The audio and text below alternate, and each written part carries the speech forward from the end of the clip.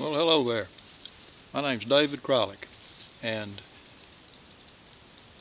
I've never thought about making videos for anything, but here I am making one.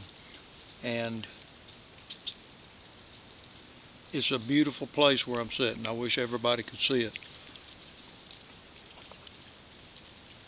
Back in March, actually back in February, a friend of mine asked me to do a Saturday morning class to prepare his Sunday school class for a weekend survival thing that they were doing. And I agreed to do that. And Woodcraft School basically started with that class, and it was a lot of fun doing that. A great bunch of guys and gals, and uh, in March we started working with a small group of guys uh, locally close to us, uh, teaching them woodcraft skills, bushcraft skills, survival skills, whatever you want to call it. You know, it's all the same. You know, I don't care what you call a rose; it's a rose. And uh, we've been working with them since back in March, uh, teaching them in backyard settings, in uh, outdoor classroom, on the family farm. Uh, we've done an overnight in an established uh, campground. That was a really good experience, and here we are. Uh, After doing a lot of teaching and a lot of preparation, uh, really trying to adjust the brains of these young guys, uh, how to go into a wilderness setting and enjoy yourself and not fear the setting, but get along in it and enjoy it, and actually, sort of be at one with it. Not see it as something foreign, but to see it as a very real part of life itself. And here we are inside the Conecuh National Forest uh, in Covington County, Alabama. We walked in yesterday afternoon. We set up camp, and we'll be spending 3 nights on the ground here in the forest, on the Conecuh Trail itself. About, I don't know, a couple miles, maybe 3 miles from where the truck is parked, and it's a beautiful place. I've been here before. I've not camped in this exact same place. I've camped other places along the trail. Uh, where we're set up, it's about 200 yards, maybe 300 yards to a spring. The last time I was here, the spring was just, it was gushing water. It's been so dry now that there's still plenty of water. There's a trickle there that we dug out a little basin to make a catch pool, and we're getting our water from that spring. We're processing it for the weekend for our physical needs. Uh, I'm looking around, and uh, Brian has taken the boys back down the trail to a pond to fish. It's probably a mile to where they've gone, and here in a little bit, once I've concluded making this video, I'm gonna see what I can do. In fact, I'm looking at one right now, and since I'm in the middle of what I'm doing, I can't do it, but I'm gonna see if I can't get a couple of squirrels to cook up on the in my pot here after a while. That's a nice one, but I'm committed here, so let me keep on doing what I'm doing. Forget about that squirrel. Um, it's an oak and pine forest. There's the understory is fairly thick. The National Forest Service, they managing the forest, they do their controlled burns and that sort of thing, so that it's not ridiculously thick, but a lot of big pines, a lot of large oaks, Uh, the spring itself is off to my right.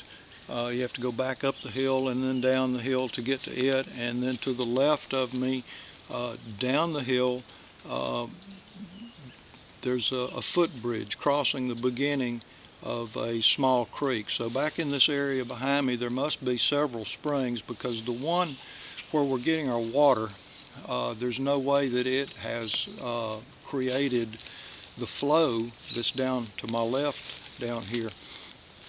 And I just wanted to take a minute to put together a little video and begin doing some of that stuff to help document, to help chronicle what we're doing with our Woodsmoke Woodcraft School.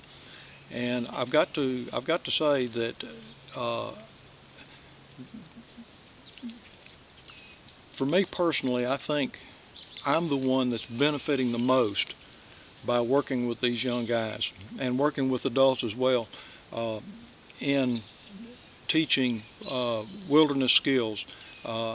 I get kind of tickled when people, there's so much associated with the survival arena.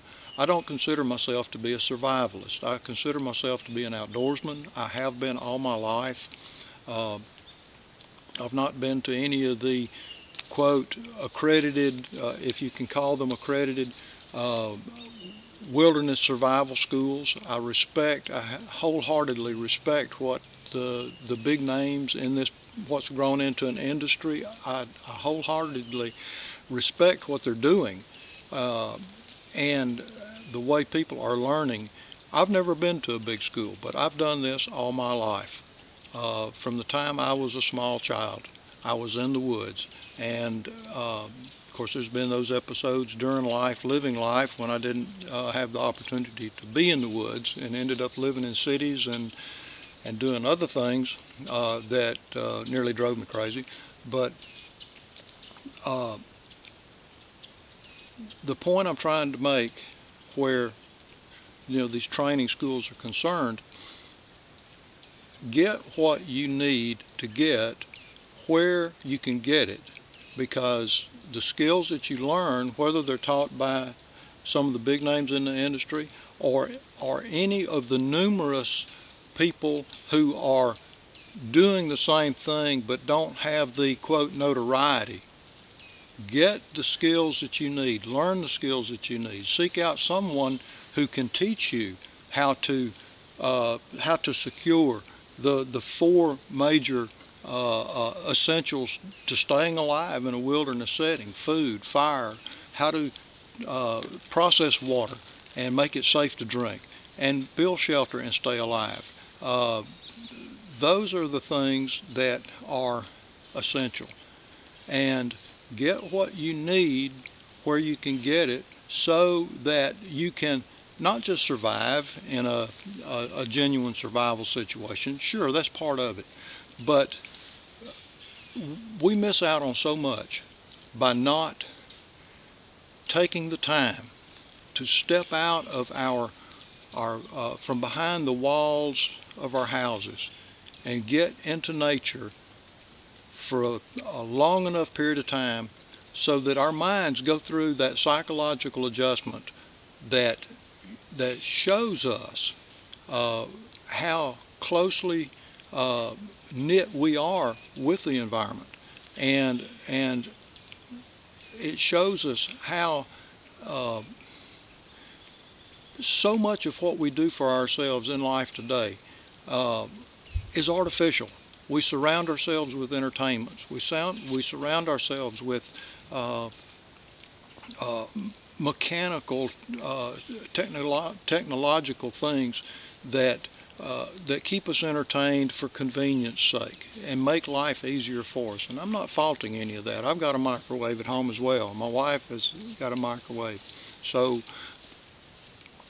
whatever you need to do, and we've got a hiker coming down the trail now that, good to see you, sir. Hello. Enjoy yourself. You camping out here? Yes, sir. Uh-huh. And believe it or not, that's the first, the times I've been here, that is the only individual I've ever seen on this trail. But get what you need, where you can get it, from whom you can get it from, and begin getting out into this. There are, this particular area, I don't know how many acres the National Forest is, but this particular area that we're in, which is a wildlife management area, there's something to the tune of 27 or 30,000 acres that you're looking at, but you can't see the forest because of the trees that are right here. This is David Kralik, Woodsmoke Woodcraft School. Look forward to doing more of this.